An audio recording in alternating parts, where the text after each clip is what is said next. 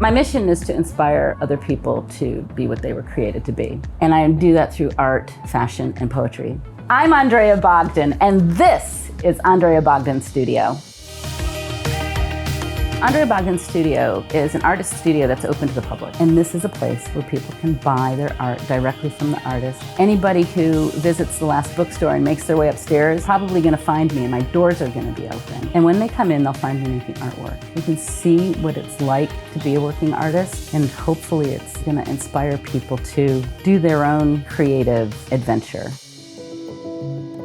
I was inspired to have my own studio because I needed to get away from my day job. I was working too many hours. So I tricked myself into leaving work on time by investing in the studio space. I came down here and painted on the weekends and on the evenings, and through a series of other events ended up doing this full time. I've grown as an artist since I first started.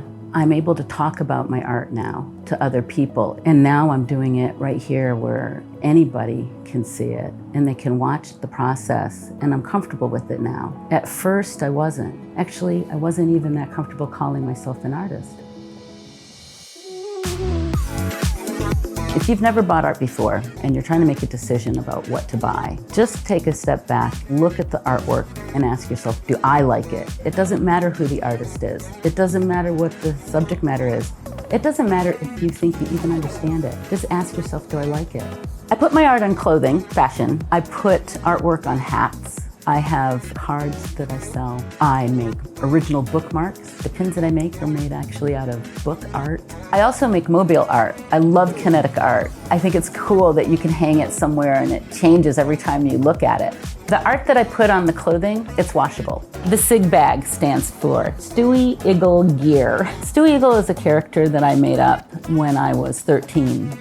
There was a particular incident that happened in my studio that inspired the design of the SiG Bag. I turned my back and somebody who came in stole my phone. Everything just fell apart. I was completely disconnected from everybody. I had to figure out how to keep my personal items safe when I'm working in public and close to my body. So I experimented with a lot of different bags that I sewed myself. Every time that bag would rip or tear or in any way get damaged, I would go back to the sewing machine and I'd make another one. And so after a while, I went through about 10 or 11 iterations, and I finally got a bag that worked, that I could paint and I could be in public, and everywhere I went and moved, this bag was on me. I'd really like to have other people working with me so that I can make more art and give an emerging artist the experience that I had here growing into my own artistry.